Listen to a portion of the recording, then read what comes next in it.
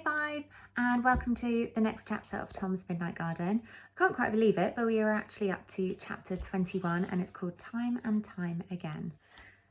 For the rest of Tuesday night, Tom lay in bed, at first thinking and then at last dreaming, but of the same things and of other things that floated up from the bottom of his mind and joined them. He dreamed that it was his last night here. He went downstairs to go into the garden, but he found that the angel had come down from the clock face and grown to giant size, barred the way with a flaming sword. Yet Tom would not be withstood. So at last the angel stepped aside from the doorway. When Tom looked through, he saw the garden had gone, and there was only a paved yard with dustbins, and in the middle stood old Mrs. Bartholomew, angrily saying, "Who has been meddling with the time of my grandfather clock?" Then Tom woke, and at once all the strange dreaming things sank back into the bottom of his mind, and it rushed the ideas and questions and incomplete pieces of reasoning from his waking hours. Tom thought again. Time no longer. The angel on the grandfather clock had sworn it.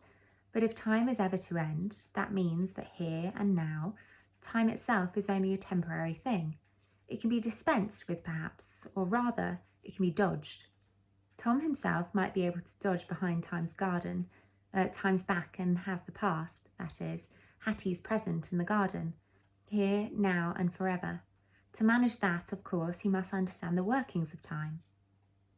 "What is time?" Tom asked Aunt Gwen when she brought him his early cup of tea, and his aunt, not believing she had heard him right, replied that it was nearly 7 o'clock. "What is time? I mean, how does time work?" Tom asked his uncle at breakfast. According to him, however, there was not one certain answer. People just had theories. "Of course," said Uncle Alan. "It used to be thought," and Tom listened attentively, and sometimes he seemed to understand, and then sometimes he wasn't sure that he did. "But modern theories of time," said Uncle Alan. "The most modern theories." And Tom began wondering if theories went in and out of fashion, like ladies' dresses, and then suddenly knew that he couldn't be attending and wrenched his mind back and thought again that he was understanding, and then again he was sure he wasn't, and experienced a very great depression. "I've heard a theory too," said Tom, while his uncle paused to drink some tea. I know of an angel who said that in the end there would be no time no longer." "An angel?" His uncle's shout was so explosive that a great deal of tea slopped down his tie, and he was made even angrier to have to mop it up. "What on earth do angels have to do with scientific theories?" Tom trembled and dared not explain that this was more than a theory. It was a blazing, angelic certitude. Uncle Alan was saying in an angry voice that he didn't want any more breakfast. He went from the house, slamming the front door after him, and 10 minutes early for work. As soon as he had gone, Aunt Gwen said reproachfully to Tom, "Tom, I wish you wouldn't." "Well," said Tom, "I didn't know you felt like that about angels, did I?" "Your uncle is irreverent as anyone about angels in their proper place," said Aunt Gwen. "But it's very bad for him to be crossed at breakfast time. His nerves are always a little on edge so early in the morning, and before we know where we are, he has lost his temper. Then he rushes over his breakfast or leaves half of it. It all leads to indigestion." "I'm sorry," said Tom. Certainly his aunt had an insight into truth, although it was a different kind from his uncle's. That evening, as soon as Alan Kitson came back, his wife took him aside to talk to him. At first he was inclined to talk too, and at a high pitch, but towards the end he said nothing. And at the very end there was a pause, and then he said, "Perhaps you are right. I ought to." At supper, when he saw Tom, he said, "Tom, I apologise," so majestically that Tom felt quite crushed beneath it. Tom supposed that the subject of time would be left to rest, but his uncle was now determined to make full amends for the morning. After supper, he got out a pencil and paper and began to draw diagrams for Tom. "Imagine, Tom, that this is a point in time." Later, he asked Tom to imagine a painter standing in a landscape and painting it, and a second painter coming behind him and painting the same landscape with the first painter's picture of the landscape in it. And yet a third painter coming up and painting the same landscape with the first painter's picture of the landscape and the second painter's picture of the landscape, of the first painter's pictures of the landscape, and then a fourth painter. I hope that parallel's made things clearer to you, Tom, said his uncle. Or look at it another way, suppose.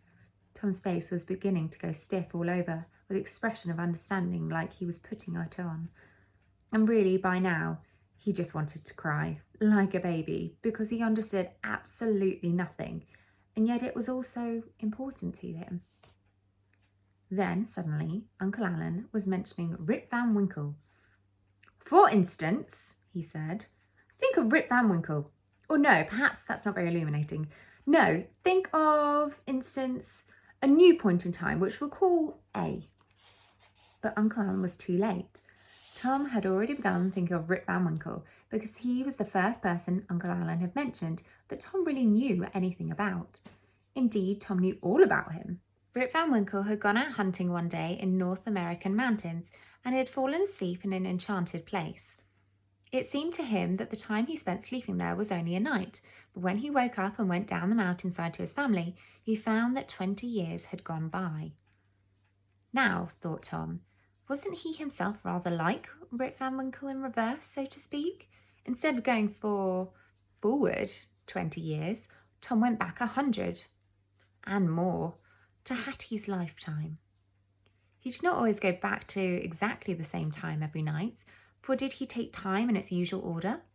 The fir tree, for instance, he had seen it standing, fallen, and then standing again. It was still standing last night. He had seen Hattie as a girl of his own age, and then as a much younger one, and recently as a girl who, although Tom would not yet fully admit it, was outgrowing him altogether. In flashes, Tom had seen Hattie's time, the garden's time, covering what must be about 10 years, while his own time achieved only the weeks of a summer holiday. You might say, Tom said slowly, coming into the conversation again without having been listening to it properly, you might say that different people have different times, although of course they're really all bits of the same big time. Well, said his uncle, one could say more accurately, Tom went straight on, so that I might be able, for some reason, to step back into somebody else's time, in the past, or if you like. He saw it all, suddenly and for the first time, from Hattie's point of view. She might step forward into my time, which would seem the future to her, although it seems the present to me. It would be much clearer, Tom, said his uncle, to go back to this point A. But Tom was going on. Whichever way it is, she would be no more of a ghost from the past than I would be a ghost from the future. We're neither of us ghosts, and the garden isn't either. That settles that. What are you talking about? Uncle Alan said irritably. Gardens? What settles what? We're talking of possibilities, theories. But, said Tom, suppose someone really had stepped out of one time into another, just like that. Then that would be proof. Proof? Cried Uncle Alan, and for a moment Tom thought he was going to be angry again, but he controlled himself. I have been able to explain to you very little, Tom, if I have not even covered to you that proof in matters of time. Proof? Apparently about time, as about some master criminal, you could prove nothing. Tom did not mind. He had settled some things to his own satisfaction. Starting from what the angel had revealed to him, he had worked out something useful about the nature of time. At least he did not quite see yet how it would be useful, but he had a warm, excited feeling in his mind that seemed to him to mean that he was on the verge of finding, round and perfect, the solution of his problem. That Wednesday night, Tom went down to the garden in a new frame of mind. The season was still winter, but Tom looked around him sharply, thinking, I dare say, but is this the same winter? It is a bit different of Hattie's time that I have come into. If so, is it a bit earlier or a bit later in winter? This question was answered for him when, walking round the garden, he came to the hedge. A gateway had been made into it to lead into the meadow. The thing had certainly not been there on Tom's last visit, or he would have noticed it at once. The gate had been put in since then, and had had time to grow old-looking and shabby. The gravel path under Tom's feet was crackly with frost as he went towards the gate, and when he leaned over it and looked across what in summer he had known as low-lying grazing ground, he saw one expanse of ice. On the far side of the meadow, where the ice was best, skaters were moving, skimming the surface, calling to each other and laughing. Tom felt left out of the fun. He was sure that this was one of the parties of friends into which James had said he would draw Hattie. One could guess which among the skating party might be Hattie herself, a girl who was among all the others at one moment, and then at the next would be speeding alone over the ice. A habit of solitude in early childhood is not easily broken. Indeed, it may even prove lifelong. Now the young men among the skaters were pulling curved branches off the pollarded willow trees to make sticks for a practice game of bandy or ice hockey. A stone was to be the ball. The girls gathered to watch, laughing and talking. The solitary skater had swerved away from them and now came rushing across the ice on her skates, right across the meadow towards the hedge. Hattie, for it was Hattie, had seen Tom. Or at least I saw something, and I thought it might be you. She peered doubtfully at Tom, even as she was gliding up on her last long stroke. She was opening the garden gate.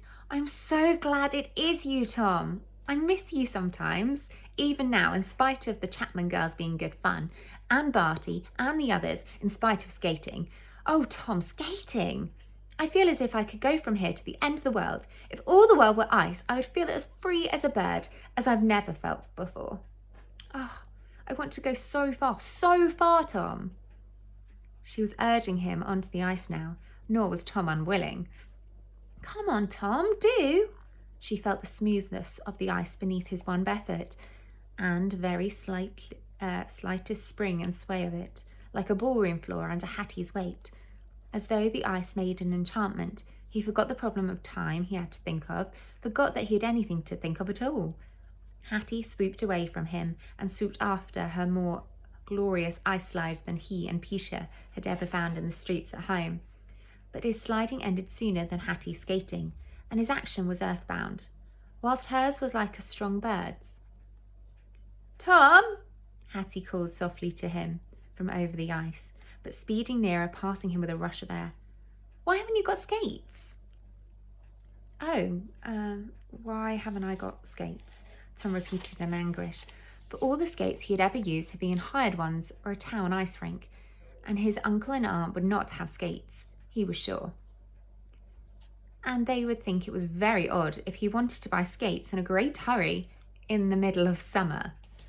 Then, like a brilliant icy light, came an idea into Tom's head, one of the most daring ideas he had ever had. With outspread arms, he begged Hattie to stop skating and listen to him, and she did.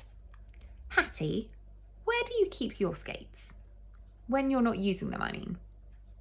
In the boot cupboard in the hall. At the end of the winter, I oil the traps and grease the blades and wrap the skates in paper, and they go on top of the shelf in the cupboard. There were no skates in the hall cupboard in the daytime, Tom knew. Nothing on the shelves but the things that the ginger-bearded tenant used for the care of his car. If Hattie had kept her skates there, then of course, when the Melbournes had all died or moved house long ago, her skates would have been turned out of the cupboard, perhaps to be sold or given or thrown away. Anyway, they would have been lost to him. Before Hattie had finished explaining about the boot cupboard, Tom had decided that it was quite the wrong place for her to keep her skates. She needed somewhere dry and safe, of course, but above all else, somewhere secret. Hattie, will you promise me something? What? Will you promise me first? I can't promise anything that's wrong or dangerous. It isn't either. I only want you to promise first, because otherwise when you hear what it is, you might say it was too silly. And then it isn't. It really isn't. Well, tell me, and then I'll promise if I possibly can. Tom had to be satisfied with this, so he said, well, I only want you to keep your skates always, when you're not using them, in that secret place you showed me in your bedroom cupboard, under the floorboards. There, said Hattie, as though it was a very long time since she had needed to think of such the place. But that is silly. Why ever should I keep them there? Promise, cried Tom. It only seems silly, but there's no harm in it. Promise, it's nothing to you. What's it to you? Hattie asked, bewildered. It's too long to tell you now, but promise on your honour, always keep your skates there when you're not skating, in that secret place. It is still secret, isn't it? He added with sudden fear. The only person I ever told was you, said Hattie. But Tom, promise on your honour, as you said you would if you could. Tom insisted and saw he was whining. I don't understand, but all right, I promise. On my honour. Tom had perfect faith in her. He turned at once and slid back to the gate towards the house. But here, Hattie cried after him as an idea occurred to her. Come back, Tom. That promise means I should have to leave the skates behind altogether if I went away from here. That was quite true, but Tom did not stop. He heard Hattie's cry as he went, and he also heard the more distant shouts of skaters calling to her, asking what she was doing all by herself by the garden gate, calling her to rejoin their sport. He ran into the house and upstairs. He took away the bedroom slipper, wedging the front door of the flat, and shut the door. But all the same, he intended going out and going into the garden again that very night. With luck, he needed only 5 minutes in the flat, and then he would be down again in the meadow with Hattie, skating. He needed no light in the bedroom. He felt for the cupboard door and opened it, and then felt among the cracks of the floorboards inside. He had to fetch his penknife from his trouser pocket before he could lever the right one up. He felt in the space underneath and touched 2 largest objects wrapped in paper. His hands were at the paper wrappings when he heard a door open, the door of the other bedroom in the flat. He realised that, in his excitement, he must have been making more noise than he should have done. They had heard him. They were coming. He closed the cupboard door as far as he could without clicking it and slid swiftly into bed. He was only just in time. A second later, his aunt opened the bedroom door and switched on the light. He covered his creaking of the bed springs, which he must have heard, by turning noisily in bed with his eyes still shut and moaning as if he had just had a bad dream. His aunt came over to him, felt his forehead to make sure he had no fever, kissed him, and went out again. She left his bedroom door ajar behind her. Tom heard her go into her own room, but he did not hear her close the door of that either. She had left them both open in order to be able to listen to him. Tom lay wide awake in bed, quivering with impatience, knowing that the slightest sound might bring his aunt back. He would have to wait until she was asleep again. And how long that might be, he could not know. In the end, it was Tom who first fell asleep, slept and dreamt of skating to the world's end and the end of time. And that is the end of chapter 21. The next chapter is next week, and that is chapter 22, The Forgotten Promise. Maybe that means that Hattie didn't put the skates there. Have to wait and find out. Bye, everyone.